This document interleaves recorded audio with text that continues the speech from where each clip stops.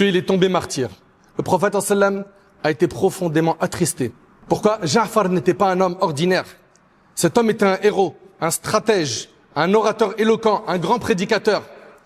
C'est par sa cause que le roi d'Abyssinie, le Négus, a embrassé l'islam. Ja'far. C'est grâce à son dévouement que l'islam est entré dans cette contrée, en Abyssinie. Des milliers se sont convertis. Il a fait la da'wa.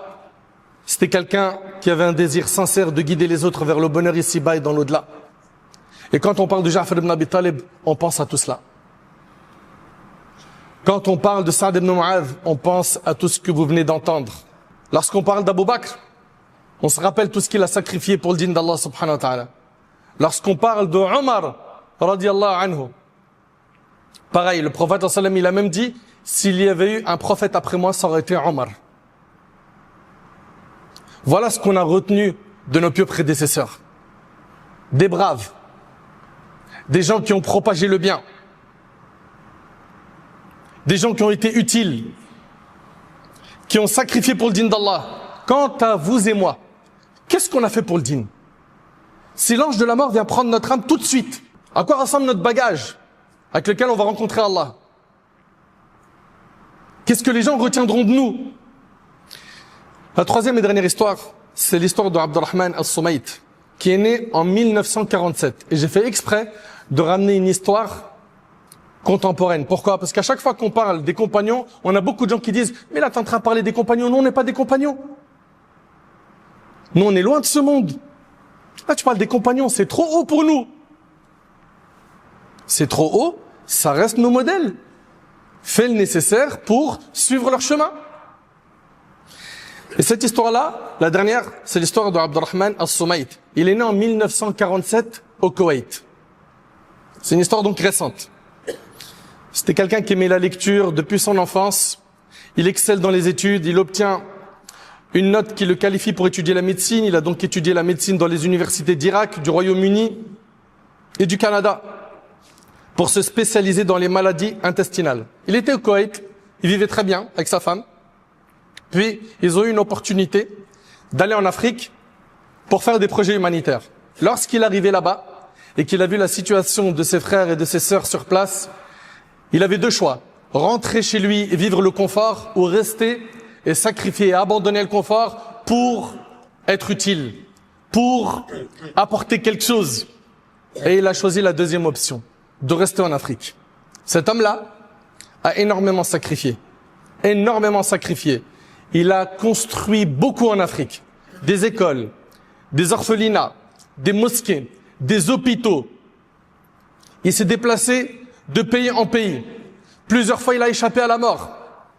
Il a failli être attaqué par des bêtes sauvages. Parfois, c'était la maladie qui s'intensifiait sur lui et les gens lui disaient « rentre dans ton pays ». Mais il a choisi de rester et d'œuvrer un maximum en Afrique. On a dit qu'il est né en 1947, le jeudi 15 août 2013. Ça fait pas longtemps. Il décéda. Un héros. Les Koweïtiens, dans une foule immense, sont sortis pour assister à ses funérailles. Ils étaient si nombreux qu'on ne voyait pas la fin des funérailles. Cet homme qui est décédé, regardez ce qu'il a laissé après lui. Environ 10 millions d'Africains se sont tournés vers l'islam en raison des sages enseignements et des bonnes manières qu'ils ont trouvés chez cet homme. Il a été la cause de la conversion, écoutez bien, d'environ 10 millions de personnes. Il a construit 5500 mosquées. Il a distribué 7 millions de Corans en langue arabe et langue africaine. Il a pris en charge plus de 50 000 orphelins. Ça, c'est l'œuvre d'un homme. Il est mort en 2013. Il a pris en charge plus de 50 000 orphelins, dont certains qui sont devenus par la suite des médecins, des ingénieurs et des avocats. Il a construit 840 plateformes d'apprentissage, des maternelles jusqu'aux facultés, où étudiaient plus d'un demi-million d'étudiants et étudiantes. 840 plateformes, de la maternelle à la faculté. Qu'est-ce qu'on a fait, nous, de notre vie? On est à jour de toutes les polémiques Twitter? Nous, on a fait quoi de notre vie? On est au courant des transferts de tel jour et de tel joueur? Il est passé de telle équipe à telle équipe? On a fait quoi de notre vie? On connaît les clips par cœur? On suit toute l'actu sur TikTok et sur les stories de Intel et Foulen. Pourquoi est-ce qu'on ne fait pas le nécessaire pour sauver notre âme le jour du jugement en faisant le bien? Il a construit 840 plateformes d'apprentissage. Allahu Akbar, des maternelles jusqu'aux facultés. Il a creusé, écoutez bien s'il vous plaît, plus de 12 000 puits. Il a construit 90 cliniques et hôpitaux. Il a ouvert 10 stations radio en Afrique. Allahu Akbar. Allahu Akbar. Il est mort en 2013. C'est quelqu'un, comme vous et moi, qui s'est pris en main et qui a dit, moi, mon passage sur terre, il se résumera pas à des désobéissances, des futilités, de la perte de temps. Je serai pas un mouton qui suit la masse. Non. Moi, bi'idhnillah, je serai un leader, comme cet homme. Et je vais amener les gens vers le bien. Qu'est-ce qui t'empêche toi aussi d'être un leader? Qu'est-ce qui t'empêche de te prendre en main sérieusement?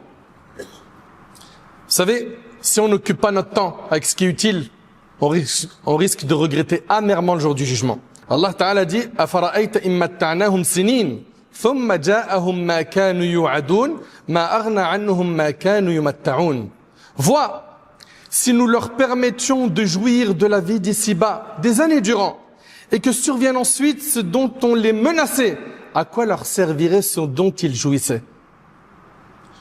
Le jour où la mort va arriver, à quoi va te servir ce dont tu jouissais dans la dunya? Toi qui t'es pas préparé. Il y a des savants, des réformateurs, des rois, des chefs d'État. Il y a aussi des commerçants, des gens influents, des professeurs d'université, des médecins, des enseignants, des ingénieurs et bien d'autres encore. La société a perdu beaucoup de choses en les perdant.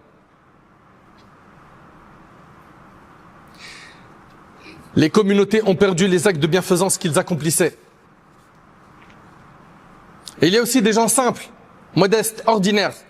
Nous avons perdu leurs invocations, leurs paroles bienveillantes, leur sourire, la pureté de leur cœur, la sincérité de leurs intentions, qu'ils soient hommes ou femmes. Alors, que perdra le monde à ta mort?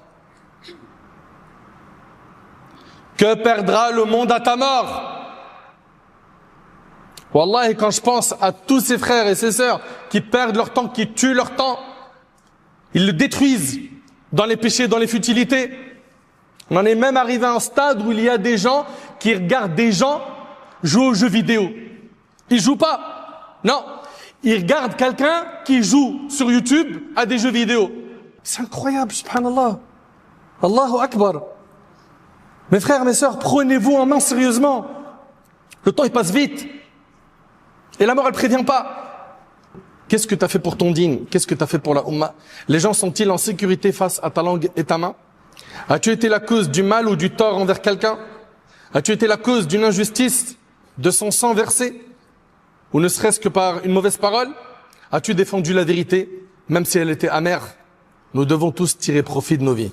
Et je termine avec le hadith d'Abu Qatada ibn Rabi'i, radiyallahu anhu. Il rapporte, un cortège funèbre passa près du messager d'Allah sallallahu alayhi wa sallam.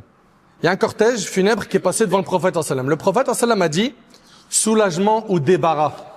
Le hadith est rapporté par Bukhari et Muslim. Suivez bien. Le prophète sallallahu alayhi wa sallam a dit soulagement ou débarras. On demanda au messager d'Allah, que signifie soulagement ou débarras? Il répondit, le serviteur croyant est soulagé des difficultés du monde. Donc le croyant, lui, il est soulagé quand il va dans sa tombe. Lui qui s'est préparé pour ce jour. Tandis que le serviteur pervers, les serviteurs, les contrées, les arbres et les animaux en sont débarrassés. Allahu Akbar. Allahu Akbar. Est-ce qu'on connaîtra le soulagement après la mort? Ou est-ce que les gens diront bon débarras? Subhanallah. Allahu Akbar. Mes chers frères, mes chères sœurs, valorisons le dîn d'Allah subhanahu wa ta'ala. Allah ta'ala dit wa ma qadarullah haqqa qadri. Ils n'ont pas estimé Allah à sa juste valeur.